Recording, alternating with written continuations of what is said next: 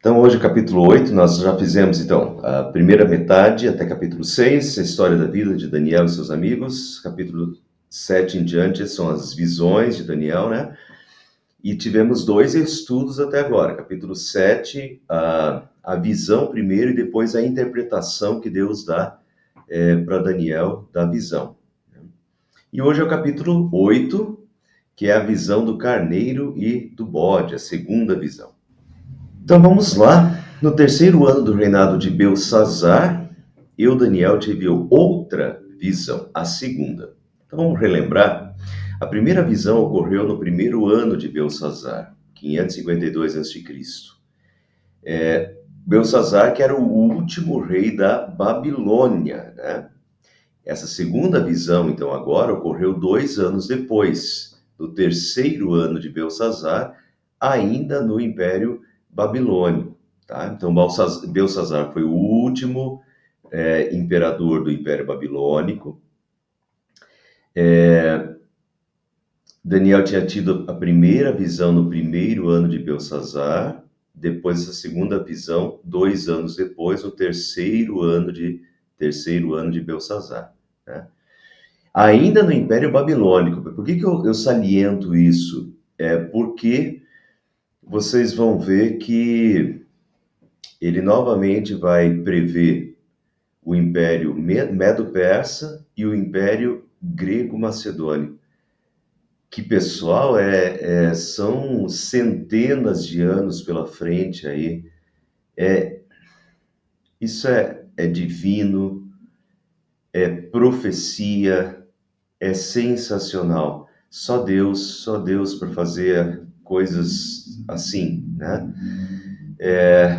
Já dizer qual vai ser o próximo império, e não só o próximo império, mas no capítulo 7 a gente viu que Deus canta a bola dos próximos impérios, até o Império Romano, né?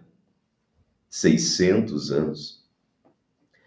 Aqui no capítulo 8, ele vai cantar a bola dos próximos 2 reinados, o Império Medo-Persa com detalhes e o Império Grego-Macedônio com detalhes também.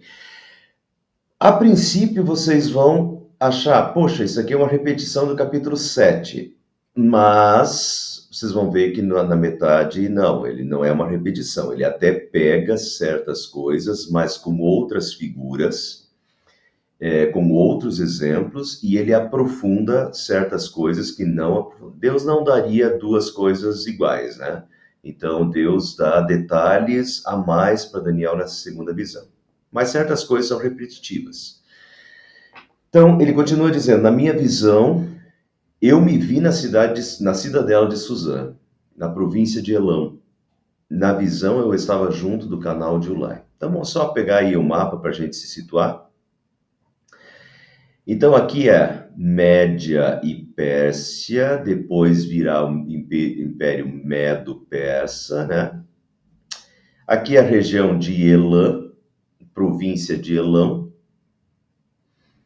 na cidadela de Suzã. Então, aqui está Suzã. Agora, onde está Daniel? Aqui? Não. Daniel não está aqui.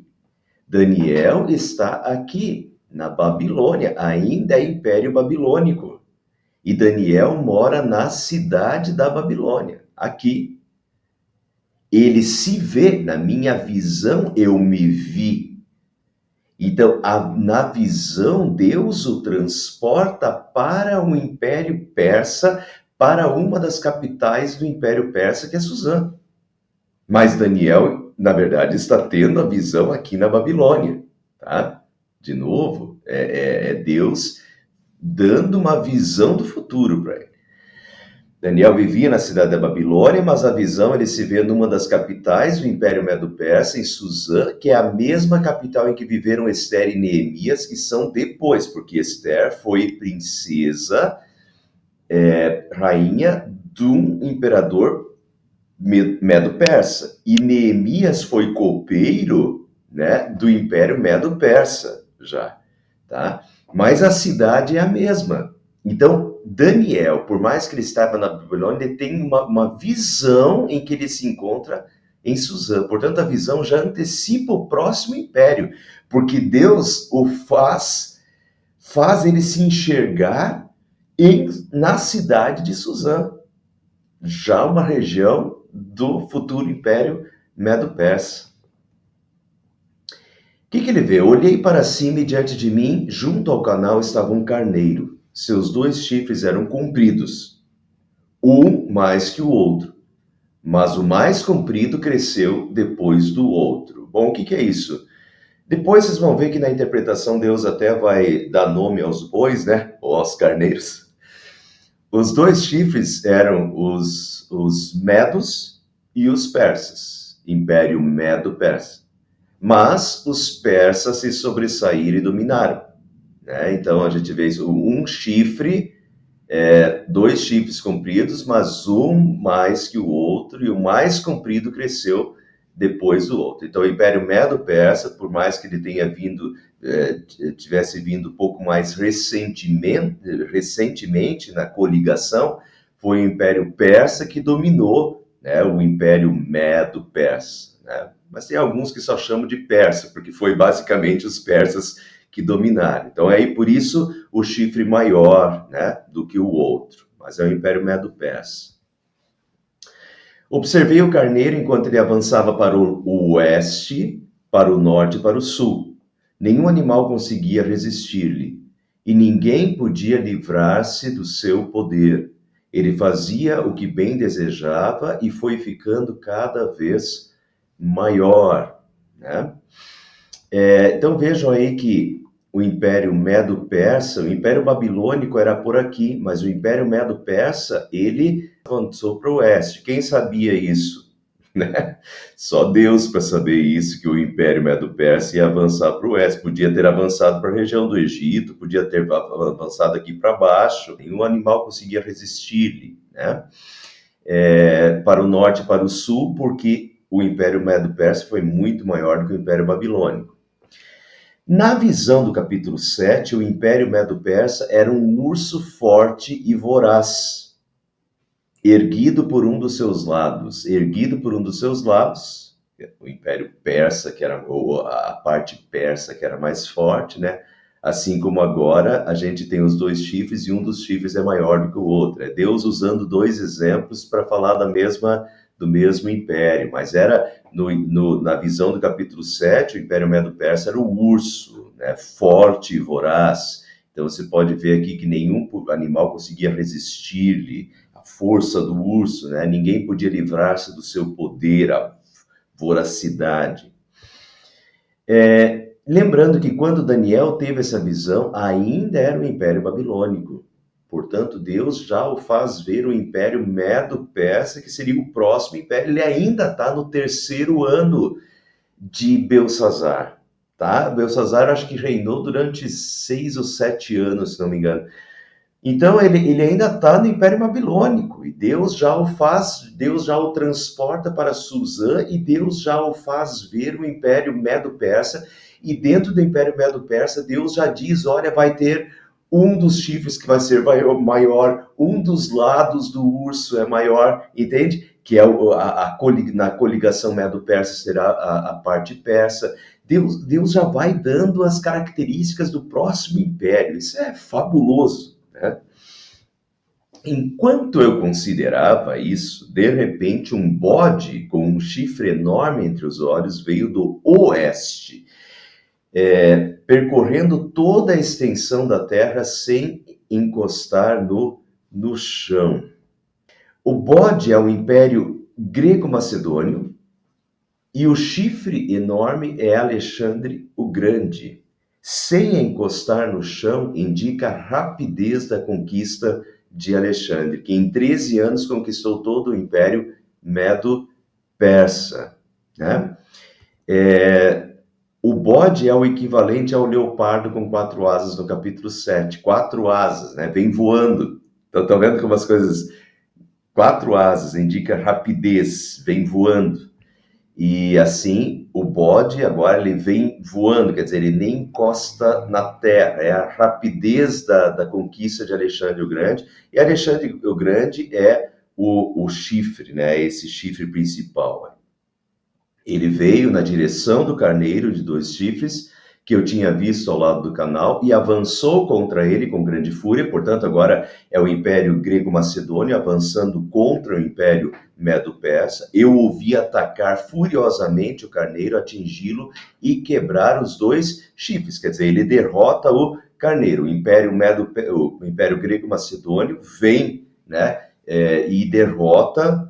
O carneiro não teve forças para resistir a ele. O bode o derrubou no chão e o pisoteou, e ninguém foi capaz de livrar o carneiro do seu poder. O bode tornou-se muito grande.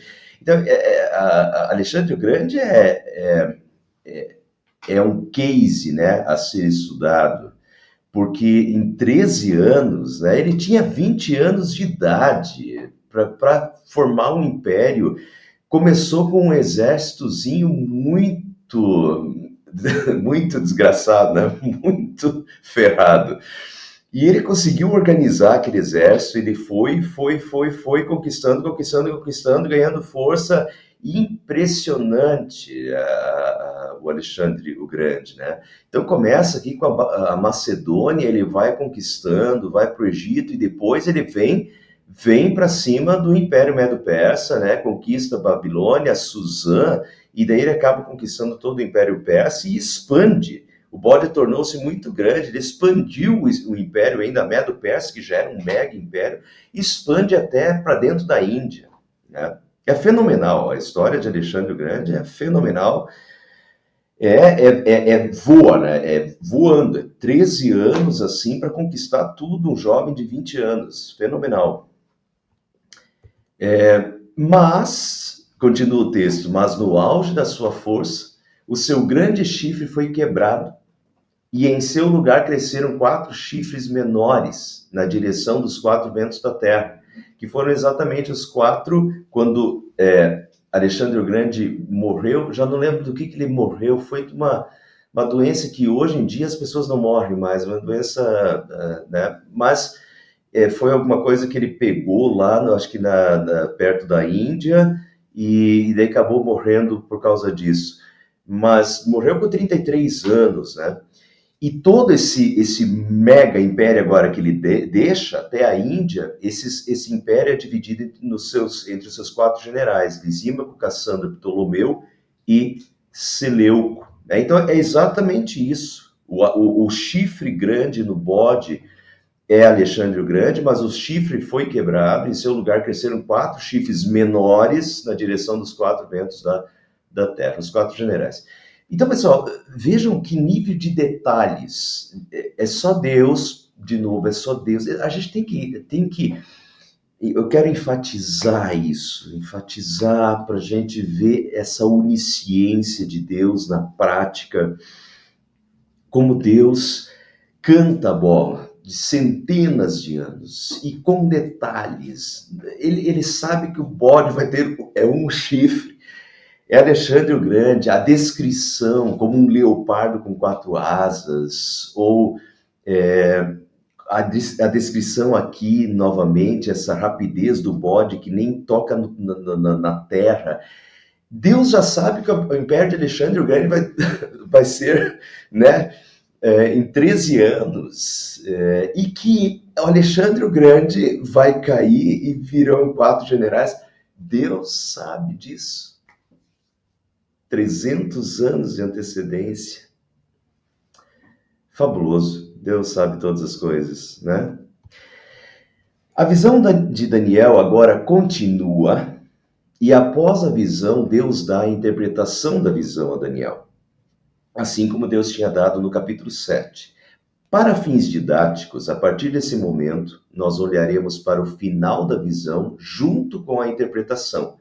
Dessa forma, poupamos tempo e ganhamos clareza. É porque assim, pessoal, eu poderia passar parte a parte com vocês, mas aí, quando eu chegasse na interpretação, a interpretação justamente que ajuda a entender, quando chegasse na interpretação, ficaria repetitivo e a gente deixaria de ganhar essa interpretação no meio. Então eu vou fazer o seguinte, como Daniel só ganhou a interpretação no final, mas como a gente já tem a interpretação, eu vou encaixar os dois, tá? Para ficar um pouquinho mais claro. Então vamos lá. Agora nós vamos continuar a visão, mas ao mesmo tempo vamos encaixar a interpretação dos últimos versículos. A interpretação, Daniel capítulo 8, versículo 15 a 22 agora. Enquanto eu, Daniel, observava a visão e tentava entendê-la, diante de mim apareceu um ser que parecia homem. E ouvi a voz de um homem que vinha do Ulai. Gabriel, dê a esse homem o significado da visão. Gabriel, provavelmente o anjo Gabriel, que aparece em alguns lugares da Bíblia, né? Gabriel, dê a esse homem o significado da visão. Quando ele se aproximou de mim, fiquei aterrorizado e caí prostrado. Ele me disse, filho do homem, saiba que a visão refere-se aos tempos do fim. Enquanto ele falava comigo, eu, com o rosto em terra, perdi os sentidos. Perdi os sentidos, pensa. Ele tocou em mim e me pôs em pé e disse, vou contar-lhe o que acontecerá depois, no tempo da ira, pois a visão se refere ao tempo do fim. Perdi os sentidos, dá a impressão que Daniel desmaiou, porque depois ele tocou em mim e me pôs em pé, dá a impressão que Daniel desmaiou, e então, né, Gabriel ali, o Jesus, né, esse homem, enfim, o põe em pé, mas vejam que a questão é, o que acontecerá depois do tempo da ira, pois a visão se refere ao tempo do fim. A visão se refere ao tempo... Repete que a visão refere-se ao tempo do fim. Portanto, pessoal, vocês vão ver no decorrer aquilo que eu já falei na semana passada, é característica da profecia, que a profecia fala ao tempo do profeta, mas a profecia também olha para a vinda de Cristo, olha para a segunda vinda de Cristo, olha para o fim dos tempos. E principalmente Daniel olha para o fim dos tempos. Né? Daniel se cruza com o Apocalipse, é linguagem apocalíptica, e Daniel olha para os tempos do fim de fato, do fim do mundo. Nós já vimos isso no capítulo 7, né? É o fim de fato. Tem muitas triangulações aqui com o Apocalipse. Então vai ter partes aqui do que nós vamos ver a partir de agora que a gente nota que se cumprem pouco tempo depois de Daniel, né? Agora, tem coisas também que é literalmente os tempos do fim, tá? Então vamos lá. O carneiro, olha Deus explicando. Lembrando, Daniel está no Império Babilônico. Daniel sabe qual vai ser o império o Império Grego Medo-Persa. Bom, de repente ele até...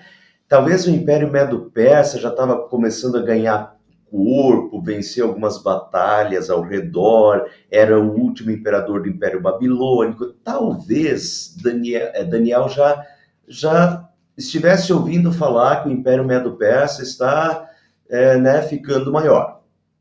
Isso ele poderia chutar. Agora, falar do Império Grego-Macedônio, né, centenas de anos depois, isso ele não conseguiria. Então, olha, Deus interpreta o sonho, Deus dá nome aos bois, ou ao carneiro e ao bode, né?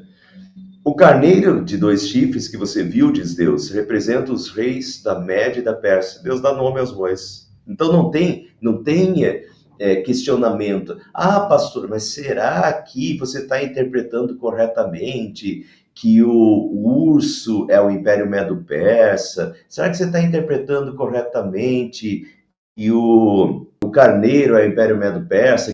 Deus diz, Deus dá a interpretação. O carneiro e 2 chifres que você viu representam os reis do Império Medo-Persa.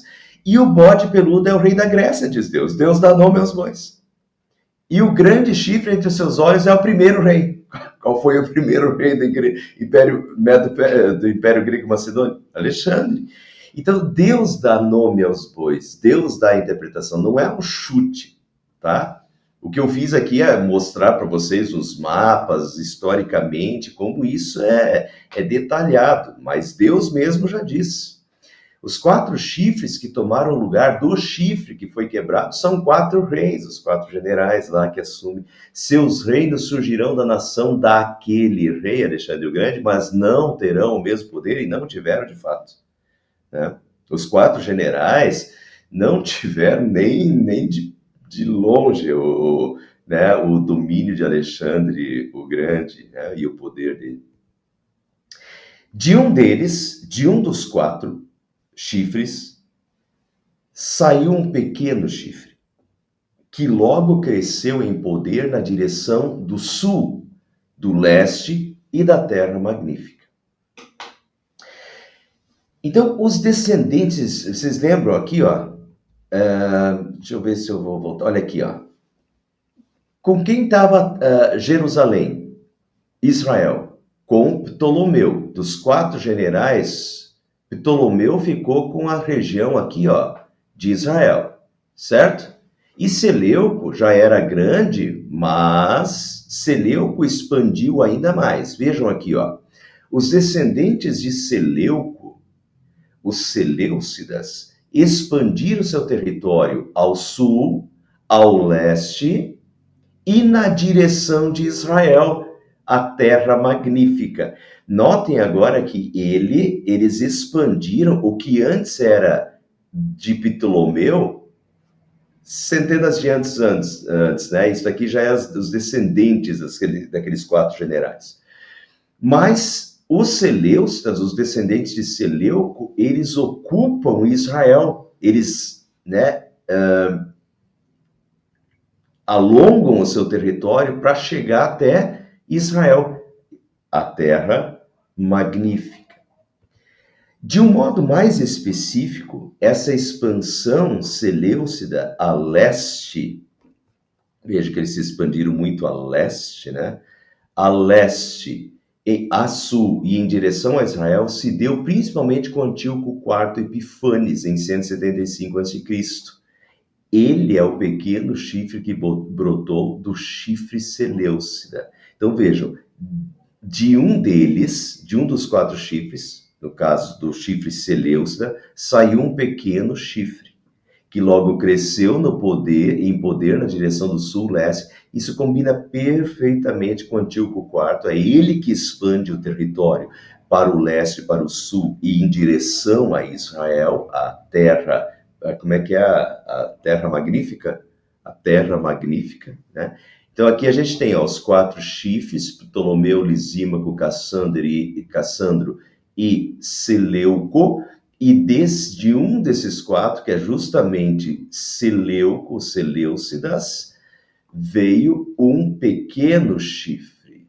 E esse pequeno chifre, pelo que tudo dá a entender, é Antíoco IV Epifanes. Cresceu até alcançar o exército dos céus, diz o texto, e atirou na terra parte do exército das estrelas e os pisoteou. Tanto cresceu que chegou a desafiar o príncipe do exército. Alcançar o exército dos céus é o povo de Deus. O exército das estrelas é o povo de Deus, tá? Chegou a desafiar o próprio príncipe do exército, que é o próprio Deus. Veja que antes ele fala que ele expandiu o território para a terra magnífica, que é Israel. Alcançou o exército dos céus, quer dizer, o povo de Deus na terra magnífica, Israel. Atirou na terra parte do exército das estrelas, é a perseguição que Antíoco vai fazer. Então, Antíoco IV é visto como o anticristo do Antigo Testamento. Ele conquistou a região de Israel e iniciou uma perseguição sem precedentes ao povo de Deus. Essa é a época descrita pelo livro dos Macabeus. Então, quem já vem acompanhando os estudos aí há mais tempo, principalmente desde o ano passado, se não me engano, no ano passado nós estudamos o período intertestamentário. E essa visão de Daniel, ela tem tudo a ver, ela já prevê o período intertestamentário. E Antíoco IV, né, ele vem no período intertestamentário de 175 até 161, 160 mais ou menos, antes de Cristo. Tá? Então, o Antíoco IV é visto como o anticristo do Antigo Testamento. E daí na interpretação diz assim, no final do reinado deles, quando a rebelião dos ímpios tiver chegado ao máximo, surgirá um rei de duro semblante. É Deus explicando, Deus interpretando. No final do reino deles, quando a rebelião dos ímpios tiver chegado ao máximo, surgirá um rei de duro semblante, que é esse chifre pequeno, mestre em astúcias, e ele se tornará muito forte, mas não pelo seu próprio poder. Interessante, pessoal, que aqui, não pelo seu próprio poder, sugere que a origem do poder de Antíoco para perseguir o povo de Deus vem de Satanás. Ele se tornará muito forte, mas não pelo seu próprio poder. Vejam que isso acontece com Antíoco, mas vejam como o anticristo, essa característica do anticristo também. Segundo Tessalonicenses 2, 3 a 10, quando fala do anticristo, diz que o aparecimento do iníquo é segundo a ação de Satanás, com todo o poder, sinais e prodígios da mentira. O aparecimento do iníquo é segundo a ação de Satanás. Quem está por trás é o diabo. E se a gente fosse para o Apocalipse, que eu não coloquei aqui, mas quem é que confere o poder à besta?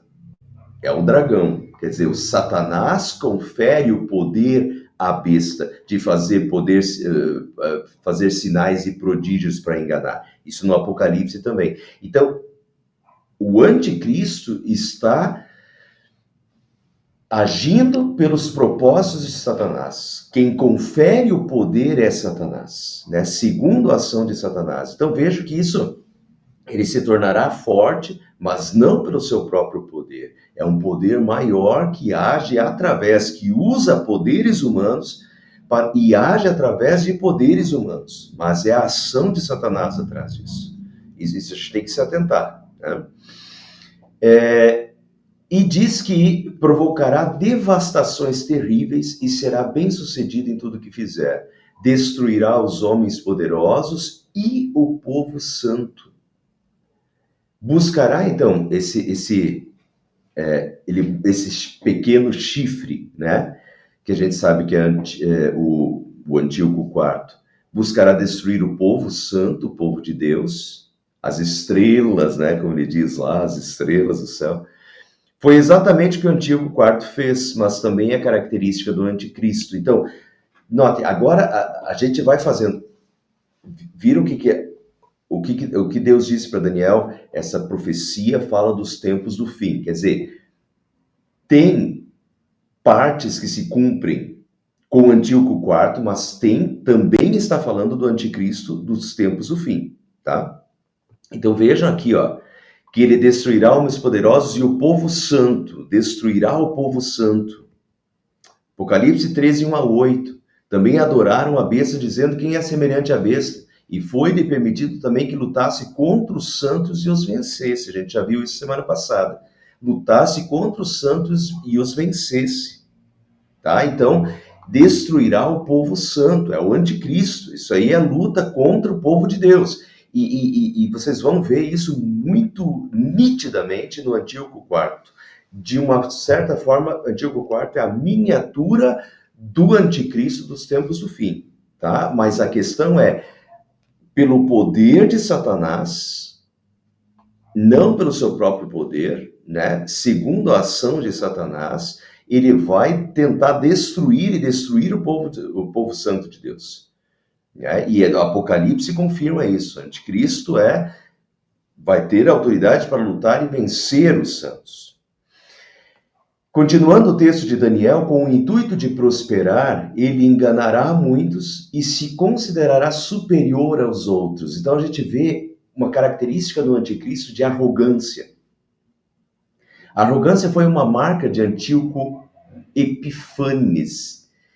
Epifanes, ele se considerava a epifania, epifania que significa manifestação. Ele se considerava a manifestação de Zeus na Terra, a epifania de Deus, de Zeus que era o maioral dos deuses gregos, né?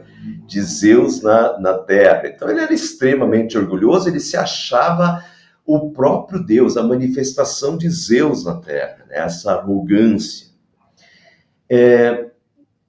Portanto, essa parte, assim como a sequência do texto, combina completamente com Antíoco, a gente vê essa arrogância em Antíoco, mas a profecia diz claramente que a visão refere-se aos tempos do fim. Essas também são as características do anticristo, essa questão da arrogância. Vejam Apocalipse 13, 1 a 8. Também adoraram a besta, dizendo: quem é semelhante à besta?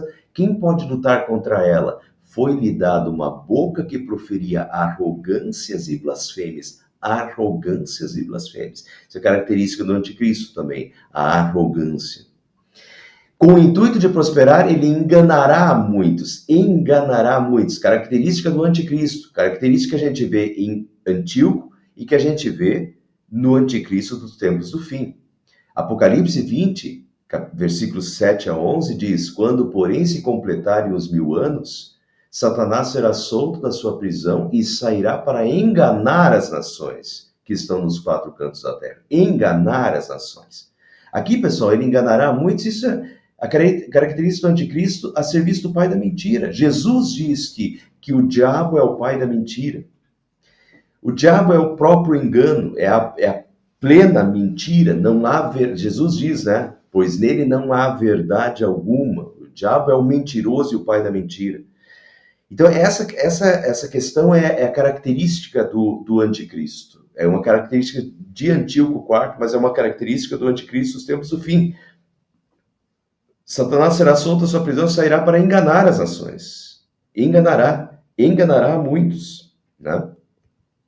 Segundo Tessalonicenses 2, diz: o aparecimento do iníquo é segundo a santo Satanás, com todo poder, sinais e prodígios da mentira. Poder, sinais e prodígios da mentira, e com todo engano de injustiça. Quer dizer, é pura mentira. Agora, uma mentira que se manifesta em poder, em sinais, com o objetivo de enganar, né? Aos que estão perecendo porque não acolheram o amor da verdade para serem salvos. Então, o anticristo é o pai da mentira, age na inverdade, né? Mas então fixem isso aqui, característica do anticristo, o engano, a sedução, né? Que vem do pai da mentira, que é Satanás. Continuando o texto, diz: cresceu até alcançar o exército dos céus. O chifre, o pequeno chifre, cresceu, né? O Antíoco IV expandiu o reino para leste, para sul, até a terra magnífica. Quer dizer, cresceu até alcançar o exército dos céus. O que é o exército dos céus? É o povo de Deus na terra santa, né? Esse é o exército dos céus. E atirou na terra parte do exército das estrelas e os pisoteou. Tanto cresceu que chegou a desafiar o príncipe do exército. E na interpretação de Daniel 8:25 diz: destruirá muitos que nele confiam e se insurgirá contra o príncipe dos príncipes. Então vejam, chegou a desafiar o príncipe do exército e se surgirá contra o príncipe dos príncipes. Característica do anticristo é se voltar contra Deus, é desafiar a Deus, é se insurgir contra Deus. Veja o que o Antíoco fez. O Antíoco mandou colocar uma estátua de Zeus no templo de Deus. Né, desafia o príncipe do exército. Né, o Antíoco manda colocar uma estátua de Zeus dentro do templo de Deus em Jerusalém. Segundo Tessalonicenses 2, aponta para o futuro também, para o anticristo dos tempos do fim, e diz: será revelado o homem do pecado, o filho da perdição. Este se opõe e se exalta acima de tudo que se chama Deus, ou é objeto de adoração, chegando até a assentar-se no santuário de Deus, proclamando que ele mesmo é Deus. Então vejam essa questão aqui da profecia de Daniel, que ele chegou a desafiar o príncipe do exército e se insurgirá contra o príncipe dos príncipes, se repetindo na linguagem do Novo Testamento contra o anticristo, né? Que se opõe e se exalta acima de tudo que se chama Deus, é objeto de adoração, chegando a assentar-se no santuário de Deus, proclamando que ele mesmo é Deus. Continua o texto de Daniel, que ele suprimiu o sacrifício diário oferecido ao príncipe e o local do santuário foi destruído. Por causa da rebelião, o exército dos santos e o sacrifício diário foram dados ao chifre. O sacrifício diário foram dados ao chifre. Bom, vamos ver como é que isso se cumpriu com Antíoco. Antíoco, o rei mandou forçar, aqui diz, segundo Macabeus, capítulo 6, Alguns aqui já estudaram isso lá no período intertestamentário, tá? Lá está muito mais detalhado também. Se quiserem mais detalhes, vão lá para os nossos estudos, estão lá no nossa página do YouTube, na playlist Período Intertestamentário, nós temos um capítulo só sobre isso lá, tá? Mas aqui eu vou passar rapidamente. Segundo Macabeus, que é o livro histórico dessa época, que relata, os judeus relatando o que aconteceu, e diz que e o rei é o Antíoco Epifanes, mandou forçar os judeus a abandonar as leis de seus pais, né, as leis religiosas, para não se governarem mais segundo as leis de Deus. Então ele proibiu, mandou forçar os judeus a abandonar as leis de seus pais, para não governarem mais segundo as leis de Deus. Né? Mandou profanar o santuário de Jerusalém e dedicá-lo a Júpiter. Certo? Então ele quer acabar com a adoração, acaba com o tabernáculo. No tabernáculo ele coloca Zeus, ele dedica o tabernáculo a Júpiter, né? Ele acaba com os sacrifícios. Olha, o antigo mandou sacrificar porcos no altar dos sacrifícios e ordenou que os sacerdotes oferecessem sacrifícios a deuses pagãos. Então, ele avacalhou completamente com o tabernáculo, completamente com a religião. Ele queria extinguir a religião judaica, queria extinguir o culto. E não, além de extinguir seria fazer desaparecer, mas não é só fazer desaparecer. Ele faz desaparecer da forma escrachada, quer dizer, ainda uma afronta, né? Faz sacrificar porcos. Porco era animal imundo no Antigo Testamento, Deus tinha dito para não comer. E aí ele manda para colocar um animal impuro para ser sacrificado no altar dos sacrifícios dedicado a Deus. Né? Então, essa característica do anticristo de se voltar contra a religião e de querer perseguir a religião ao máximo, escrachar com a religião. Pessoal, eu estou vendo coisas aí que a gente fica com o cabelo em pé, né? Aqui acontecendo no Brasil, certo? Falei para vocês, uma hora dessa, talvez a próxima vez eu vou mostrar, dá até vergonha de mostrar. Eu falei da semana passada que eu mandei um vídeo lá para a Mária, né? Do que fizeram nas universidades, né? Eu não sei quantos jovens tinha ali, mas é uma praça cheia de jovens escrachando com a crucificação de Jesus. Talvez eu trago na próxima vez para mostrar para vocês, mas, poxa, esse escrachar da religião e de Jesus na cruz, isso já acontece, né? Então, enfim, tem muito para a gente conversar, né? Tem que continuar o estudo. Os pagãos, relato dos judeus da época de Antíoco, os pagãos encheram o templo de devassidão e orgias, divertindo-se com as cortesãs, tendo relações com mulheres dos recintos sagrados, prostituição dentro do templo, para afrontar, para escrachar com a religião. Né? Vocês viram o que aconteceu em Joinville, por exemplo, em Curitiba, quando grupos entraram dentro de igrejas. Em Curitiba foi numa igreja católica, quebraram, escracharam com os santos da igreja católica. Em Joinville foi numa igreja de confissão luterana que eles entraram. Grupos... não vou citar aqui, né? Espero que vocês tenham visto e saibam do que se trata. Esse tipo de grupos aí, que entraram lá e fizeram isso. Um escrachamento da religião, das igrejas, e ficou por isso mesmo. Não sei nem se esse pessoal está preso hoje, né? Enfim, se pudessem, teriam feito esse tipo de coisa aqui lá dentro, né? Só para afrontar. Ele tinha êxito em tudo que fazia e a verdade foi lançada por terra. Ele tinha êxito em tudo que fazia. O anticristo teve êxito em tudo que fazia. Olha o Apocalipse. Foi-lhe dada a besta, foi-lhe dada a autoridade sobre cada tribo, povo, língua e nação. E ela será adorada por todos os que habitam sobre a terra. Estão vendo que ele tinha êxito em tudo que fazia? O anticristo vai ter êxito. Êxito em tudo que fazia. O que vai fazer? Foi-lhe dada autoridade sobre todo tribo, povo, língua e nação, e será autoridade adorado por todos que habitam na terra. Pessoal, são tempos terríveis. E por isso que eu quero fazer vocês enxergar o que aconteceu na época de Antíoco, que é uma miniatura do que vai acontecer no fim.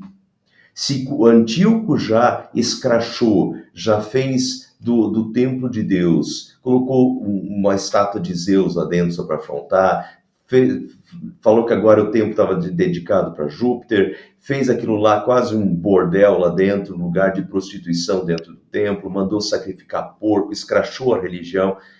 Vocês podem esperar isso aí é miniatura. Isso aconteceu com o Antíoco, isso é miniatura do fim. Agora, o que mais? Então aqui diz que ele teve êxito. O que mais? A verdade foi lançada por terra. A verdade foi lançada por terra. Olha o que o Antíoco fez. A verdade lançada por terra. A verdade é a palavra de Deus, a tua palavra é a verdade. Antíoco proibiu as escrituras sagradas. Os livros da lei que lhes caíam das mãos eram atirados ao fogo, depois rasgados, diz Macabeus. Isso é a descrição da época. As Bíblias do Antigo Testamento, né? Os livros da lei, eram atirados ao fogo e depois rasgados. Decretou pena de morte aos que tivessem as escrituras ou lessem a lei de Deus. Em virtude do decreto real, feito por Antíoco Epifanes, era condenado à morte todo aquele em cuja casa fosse encontrado um livro da aliança, assim como qualquer pessoa que continuasse a observar a lei. Era com esse rigor que punia os israelitas apanhados em flagrante. Apanhados em flagrante por quê? Porque eles tinham em casa o livro da aliança, quer dizer, o livro da lei de Deus, a Bíblia. Assim como qualquer pessoa que continuasse a observar a lei de Deus. Era proibido observar a lei de Deus. Era proibido ter Bíblias. Certo? Vai acontecer isso no futuro de novo. Que mais? As mulheres que faziam circuncidar os seus filhos, que era no Antigo Testamento, a circuncisão no Antigo Testamento era o que é o batismo no Novo Testamento. Então pode transformar, se quiser pegar para hoje, é o batismo. As mulheres que faziam circuncidar os filhos por força do edito, né, de Antíoco eram levadas à morte, com os filhinhos suspensos ao pescoço. Eram também executados os membros da família que tivessem praticado a circuncisão. Entende que é proibição à religião, a proibição às leis de Deus, né? Foram presas 2 mulheres que tinham circuncidado seus filhos, conduziram-nas publicamente pela cidade, tendo os filhos suspensos aos seios, depois as precipitaram do alto das muralhas.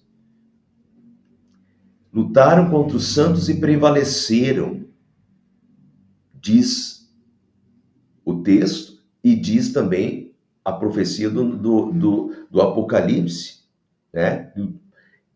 Tiveram autoridade para lutar contra os santos e prevalecessem.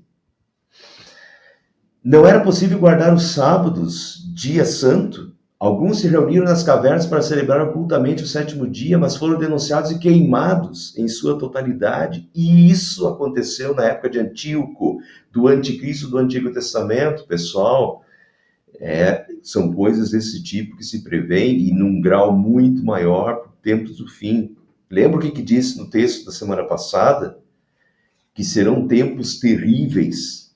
Daniel capítulo 7. Serão tempos terríveis. Apocalipse 13, 1-8 diz: foi-lhe dada uma boca que proferia arrogâncias e blasfêmias, foi-lhe dada autoridade para agir durante 42 meses. A besta abriu a boca em blasfêmias contra Deus para difamar o nome e difamar o tabernáculo. Está vendo que a mesma relação de Antíoco, o que Antíoco fez com o tabernáculo, o anticristo vai fazer com a religião no futuro, difamar o nome, difamar o tabernáculo, a saber os que habitam no céu. Foi-lhe permitido também que lutasse contra os santos e os vencesse. Isso é Apocalipse. O que nós vemos em Daniel, nós temos repetido no Apocalipse, portanto, é futuro ainda, não é passado. Daniel era futuro, tinha aspectos do futuro que se cumpriram em Antíoco, e tem aspectos, porque a profecia dizia, e isso se refere aos tempos do fim, e o Apocalipse repete que isso ainda está por vir. Esse anticristo e essa perseguição, e esse nível de perseguição, em que a besta será adorada por todos na terra, é futuro. E essa perseguição, né, ainda está por vir. Sim, surgirá contra o príncipe dos príncipes, mas apesar disso será destruído, mas não pelo poder dos homens. E aqui eu quero, para finalizar, ele vai se insurgir contra o príncipe dos príncipes, contra Deus, contra tudo que se chama Deus, ele vai se assentar no trono de Deus, né? Se dizer que é Deus, isso é característica do anticristo. Mas, terminei dessa forma na semana passada e quero terminar de novo. O texto diz, apesar disso, ele será destruído, mas não pelo poder dos homens. Não é pelo poder dos homens. Quem é que vai destruir? O poder do anticristo e o poder de Satanás será destruído. Eu mostrei isso semana passada, vou mostrar um outro texto semana. 2 Tessalonicenses 2 diz, então será revelado o iníquo, a quem o Senhor Jesus matará com o sopro da sua boca e destruirá pela manifestação da sua vinda. Quando vai acontecer? Na vinda de Cristo. Quando Jesus voltar, o Senhor Jesus matará com o sopro da sua boca. Quer dizer, o anticristo acha que pode tudo. Ele reina sobre todas as tribos, povos e nações, diz o texto, a profecia. Ele vai reinar sobre todos, todos o adorarão, a não ser aqueles que têm o nome de Cristo nas suas testas, né? Quer dizer, os cristãos, de fato, não o adorarão, mas ele será adorado por todo tribo, povo, língua e nação, quer dizer, é uma adoração geral à besta, ao anticristo, ao falso profeta. Mas não é dele a vitória, ele acha que ele tem a vitória.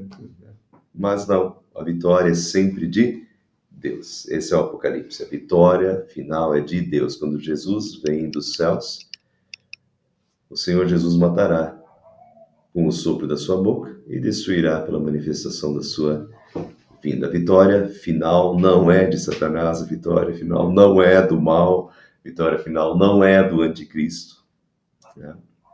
A vitória final é de Deus, a vitória final é de Jesus, nosso Salvador.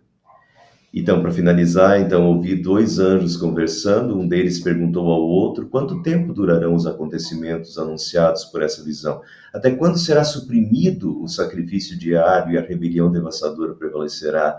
Até quando o santuário e o exército de Deus, né, o povo de Deus, ficarão entregues ao poder do chifre e serão pisoteados?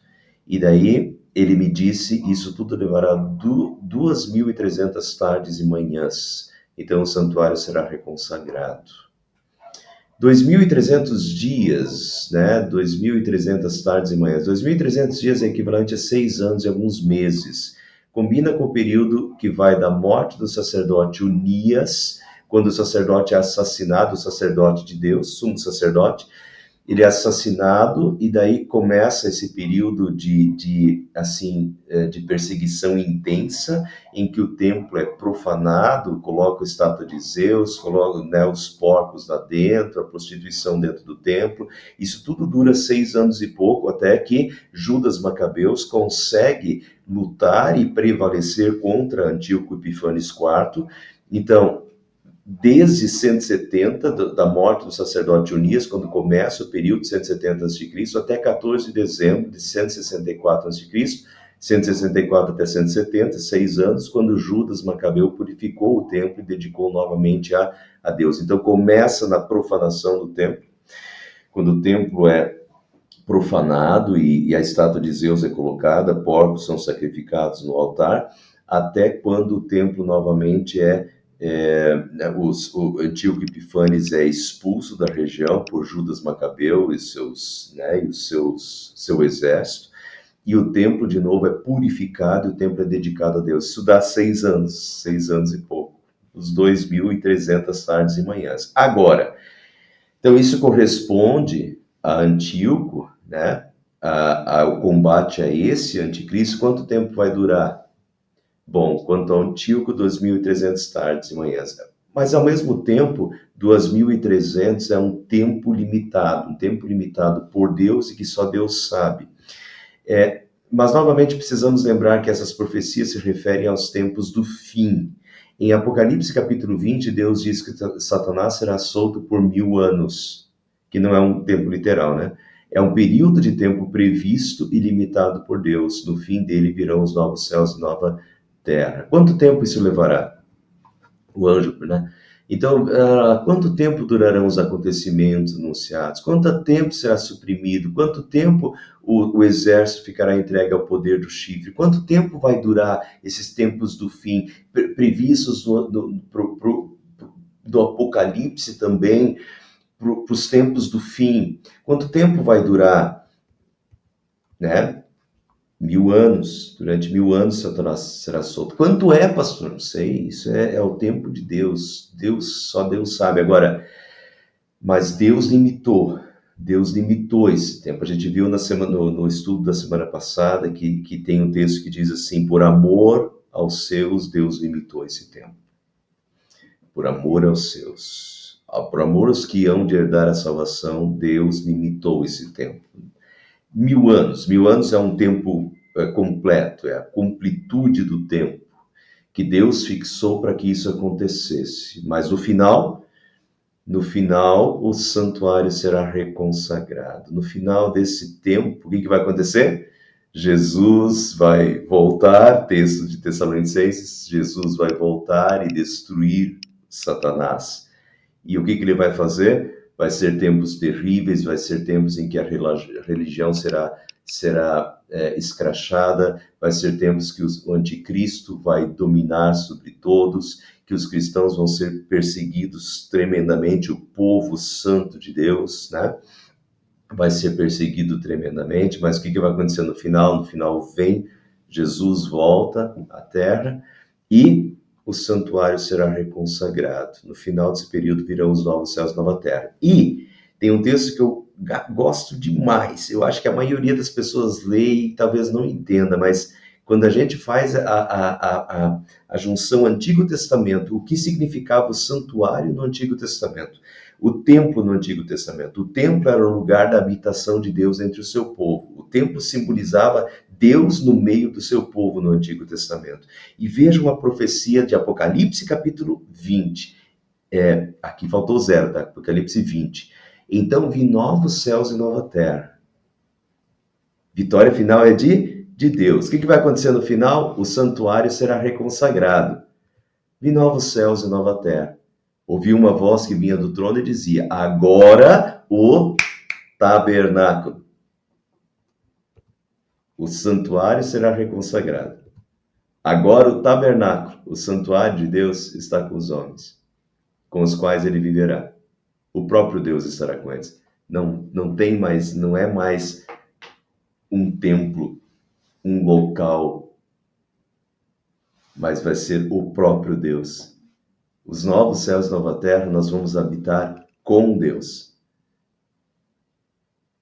Então, essa questão do santuário será reconsagrado. Mas dessa vez o santuário não será mais um lugar, mas será a própria habitação com Deus. Agora o tabernáculo de Deus está com os homens com os quais viverá. O próprio Deus estará com eles, né? O próprio Deus estará com eles. Então, é exatamente isso. A profecia de Daniel, ela se renova no Apocalipse e é isso que nos aguarda. O que nos aguarda? Tempos difíceis, tempos terríveis, tempos do anticristo, né? Mas também o que nos aguarda? A vitória final de Deus, a volta de Jesus Cristo, a eliminação de Satanás, de todo o mal, e os novos céus e a nova terra, e a reconsagração do santuário, quer dizer, o momento em que nós habitaremos com Deus por toda a eternidade. Esse lugar é o mesmo texto aqui, onde Deus enxugará, é a sequência do texto, eu não coloquei. Deus enxugará dos seus olhos toda lágrima, e já não haverá mais morte, nem pranto, nem dor, porque essas coisas passaram, eis que se fizeram novas. E daí, olha aqui como é que termina. A visão das tardes e das manhãs que você recebeu é verdadeira. Cele, porém, a visão, pois refere-se ao futuro distante. Eu, Daniel, fiquei exausto. Pensa ele vendo tudo isso, né? Eu, Daniel, fiquei exausto e doente por vários dias. Depois levantei-me e voltei a cuidar dos negócios do rei, afinal ele estava a serviço do Belsazar. Fiquei assustado com a visão, ela estava além da compreensão humana. Verdade, né? A gente consegue hoje fazer essas conexões com o Apocalipse e ainda continua fora da nossa razão humana entender tudo isso. Estava além da compreensão humana, continua além da compreensão humana. O que vai acontecer, o que vai ser, né? Daniel ficou exausto e doente por vários dias depois dessas visões, mas Deus o usou para deixar essas visões aí para nós também. Semana que vem continuamos então com o capítulo 9. Capítulo 11 a gente vai voltar bastante para Antíoco de novo, tá, pessoal? Mas daí, de novo, é outra visão e Deus dá super detalhado de novo. Capítulo 9 vai ser uma oração que Daniel vai fazer. Sigam aí, a gente tem...